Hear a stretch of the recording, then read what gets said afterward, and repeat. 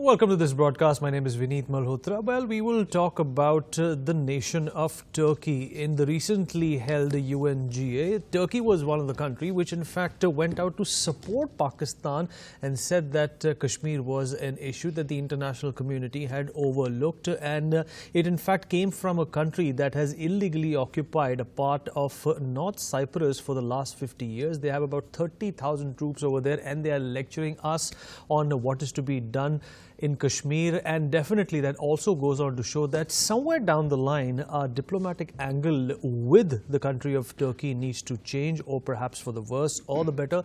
That is something we will discuss with our guests, and let me in fact introduce them one by one. Now we are joined by Shweta Shalini, who's a BJP spokesperson from Mumbai. With me in the studio is Major General Dhruv Katoch, who's a defense expert. Sir, appreciate you joining us. We are also joined by Sumit, who's a Kashmir issue expert on the show. Professor Kapil Kumar, a historian, also with me in the studio. And as usual, Shri Iyer is also going to be joining us. General Katoch, let me come to you first, that no matter how hard we try to convince ourselves, Turkey's relationship with India is not independent of the relationship with Pakistan. You know, it is very surprising that even when the Turkish leaders, they had come to India, we extended a great deal of courtesy to them. Yeah, 10 billion worth of trade is what they came for. Now, the Prime Minister Modi has always reached out to this country, right? The previous governments, whether it was the UPA or the NDA, they have made it a great deal of effort to actually build friendly ties with this particular country. But I think there is something in the psychology of Turkey which is akin to the psychology of Pakistan. They both have dictatorial tendencies. It's a theocracy, right? Yeah, it is. And both are theocratic. Now, you see, what has Pakistan done? I just want to give this very small comparison. Within Pakistan, I'm not talking what they do outside, the terror act which they commit outside. Within Pakistan, the terror which Pakistan has committed in Balochistan, in Khyber Pakhtunkhwa, in Fatah, and now in Gilgit-Baltistan. Right? And see what Erdogan did in Turkey. Now, when there was an attempted coup against him, I think in July 2016, post the coup, what happened? Hundreds of thousands of people were detained, and he has the all of them without trial. Hundreds of thousands of people were dismissed from their jobs, and this man, not one of them was given the right to appeal. Many people disappeared; they were killed, murdered in cold blood. And this is the type of man who's trying to lecture us on human rights. I think the Prime Minister sent a very clear message to them in the UNGA when he met the head of the Cyprus leadership there. Correct. And I think that conveys, and this has to be a response to dictators like Erdogan. You will not get away. Either you're with us or against us. Yes. So I think that message was conveyed very forcefully, and I think we have to take away the life in Kashmir, as very specifically stated by a whole lot of Indian persons from the media who have gone there and carried out a report, is absolutely like any other part of India. So for Erdogan to even think of any such comparisons, I think he's way off the mark, and he needs to be put in his place. There's one more point I want to bring here. You know how Erdogan has been threatening Europe. He says, I will simply open my borders and flood you with Muslims. He's actually made that statement. It is not something which I'm saying. It is something which Erdogan has said. He did. Now, what is that if not being a communal agenda, a radical Islamic agenda?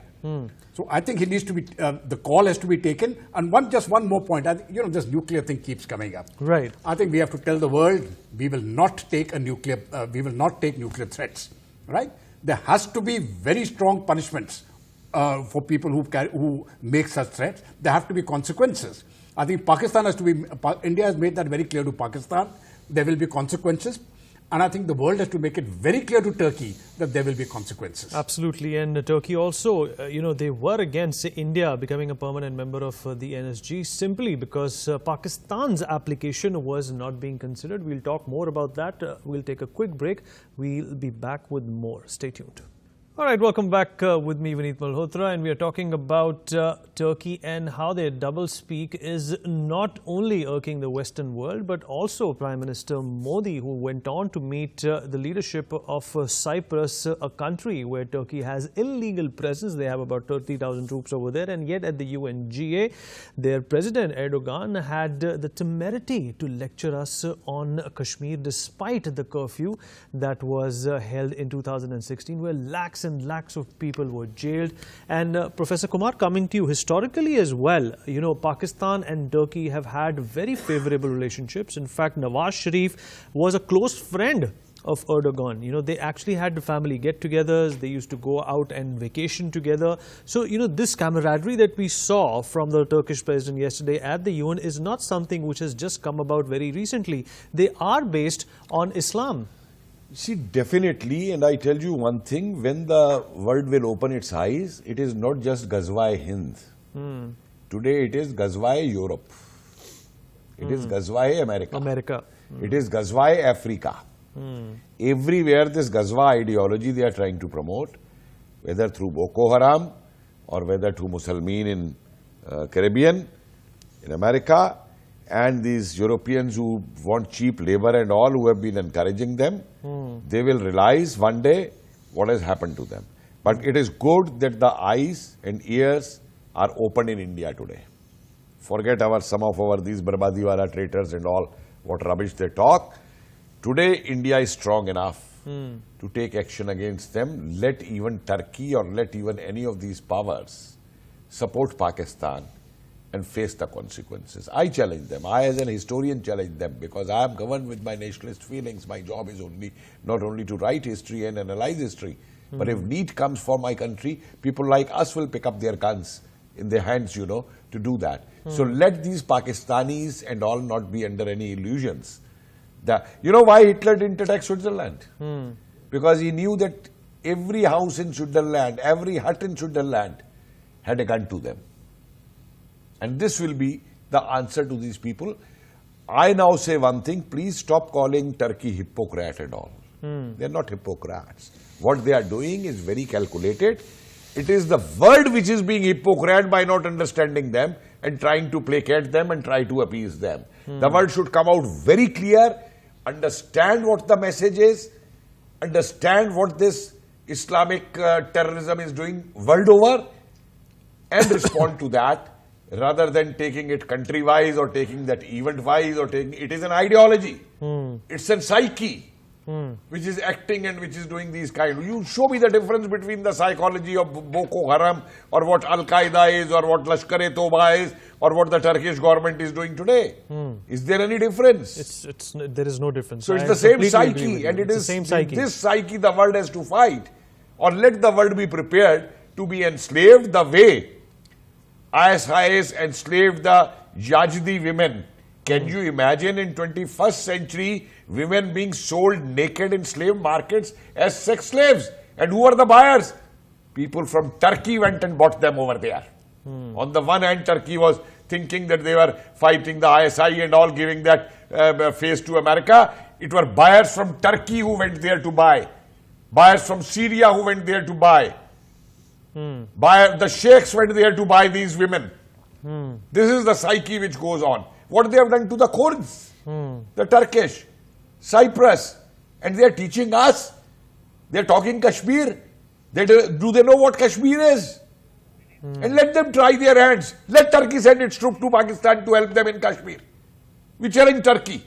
If Turkey has this kind of guts, let them do that. Okay. Well, Sumit, what do you make of India and our outreach towards Turkey? You know, in the recent past or in the last few years, you know, we've developed a cordial relationship with the most of the Islamic nations, you know, be it the UAE or Saudi Arabia or, you know, any of the other countries. Why has there been such a non-thawing of, you know, tensions or a friction between India and Turkey? You know, it's anybody's guess. The first thing that comes to your mind is Pakistan. I think, Vineet, if you look at it, a couple of things here. There are only out of the 52 Muslim countries, I think there was Turkey and there was Malaysia who opposed India at UNGA. All other Muslim or Islamic countries are with us. the first thing we did, we were very smart, or we were very careful not to let it become a religious issue, which it is not by any chance.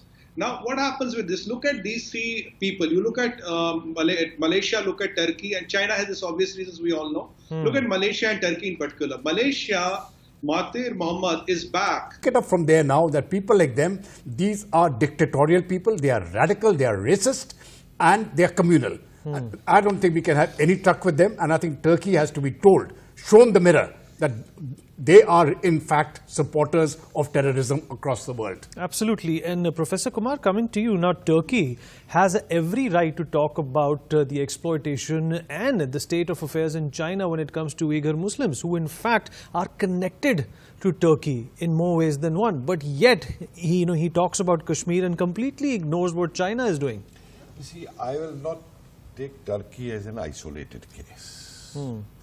You see, after 9/11 and all those happenings and the emergence of ISIS, it is a worldwide phenomena to dominate and control wherever they can.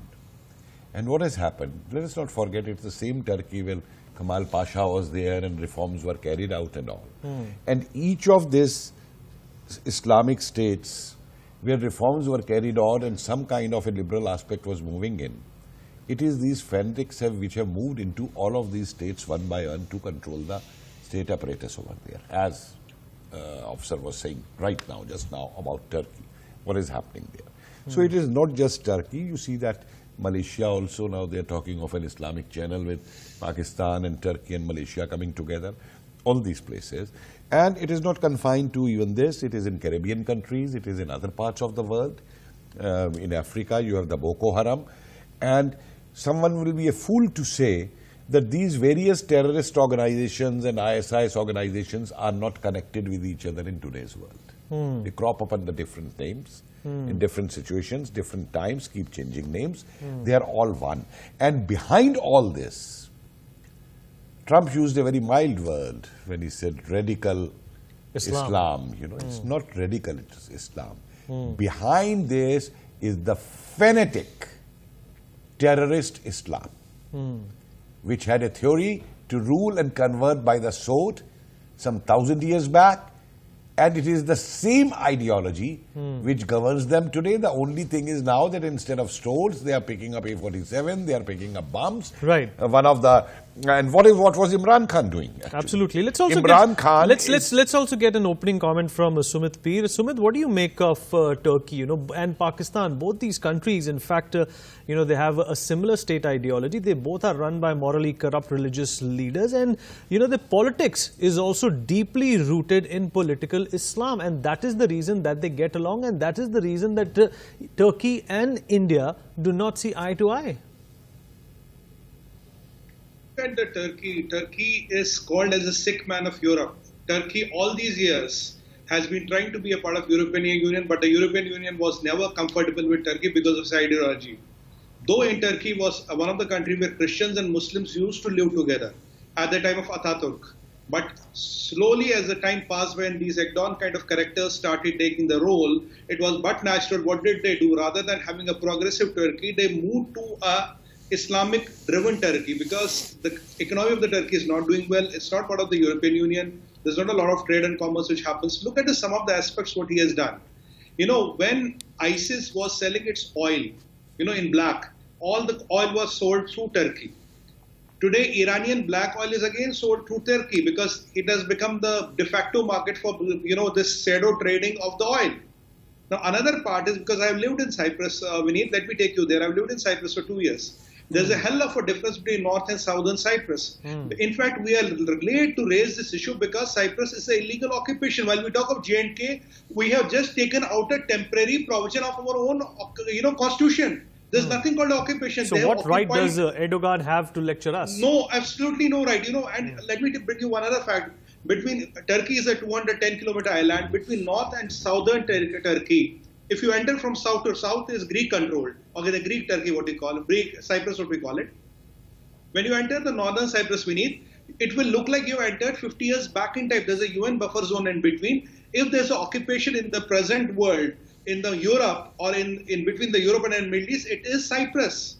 and there is no hidden fact about it. And our Prime Minister has rightly met the Prime Minister of Cyprus, and we should be taking up the cause of Cypriots because they've been always our friends. We have Bishop Makarios Mark in Delhi, and we are very open to them. They're very nice and friendly people. They are under illegal occupation, and it is our right as fifth biggest economy in the world, fourth biggest military power in the world, to take up their thing at a global thing. And let me tell you, Vineet, we have to stay out. We have to kind of not stay out. We have to stop, calling a spade a spade. We have done enough in Pakistan.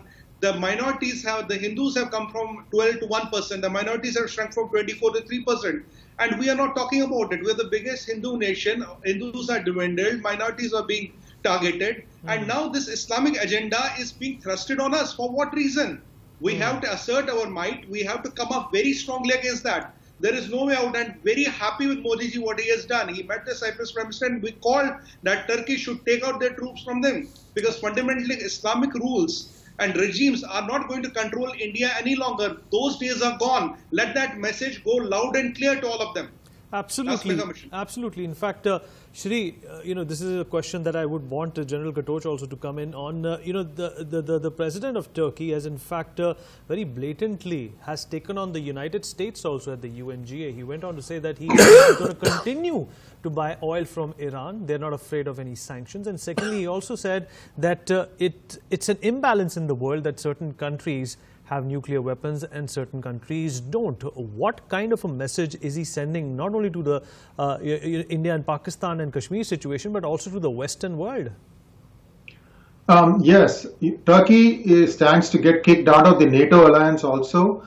They have gotten their first set of S-400s from Russia. So you are slowly seeing this new axis form: Russia, Turkey and Iran. And Turkey used to get a lot of money from Germany and other EU countries for keeping the refugees in Turkey. And that money also I see is going away. So Turkey is, as a country, is suffering. Its economy is suffering. Erdogan was not like this before. Now he's dreaming of becoming the first caliph. I don't know how realistic that is.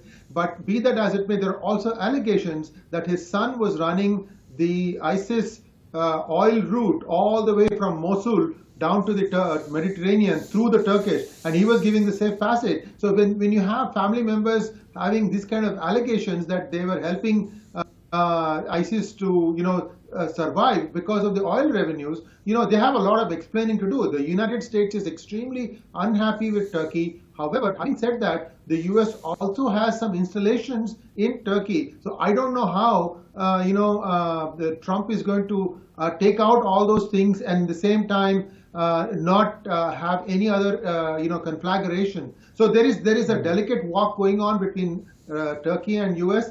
This is all a lot of posturing from Erdogan. He is not as strong as he thinks he is. In fact, he's been losing some elections lately. So we don't know. The only fear I have is that Erdogan might prevent democracy from prevailing in Turkey and not allow elections to proceed. If that happens, this is going to be like a civil war-like situation. Absolutely. And even, if there are elections, it's going to be a dictatorial state. And General Katoch, we were discussing right before the show that how this man has silenced the opposition. And we also should talk about the coup, the attempted coup that took place in 2016, where lakhs of academics, politicians, students, university, judges, they were all put under a lockdown. And he's fretting over what's going on in Kashmir. You see, here, this is where the hypocrisy comes in very stark detail. Oh, he's a true Pakistani, it seems. So, I can't make out any difference between what Ziaul Haq did in Pakistan and the leaders after that and what Erdogan is doing in Turkey. They are simply following that same radical terrorist Islamic agenda. These are the words I would like to use. And they are simply following that agenda, as the professor very rightly said.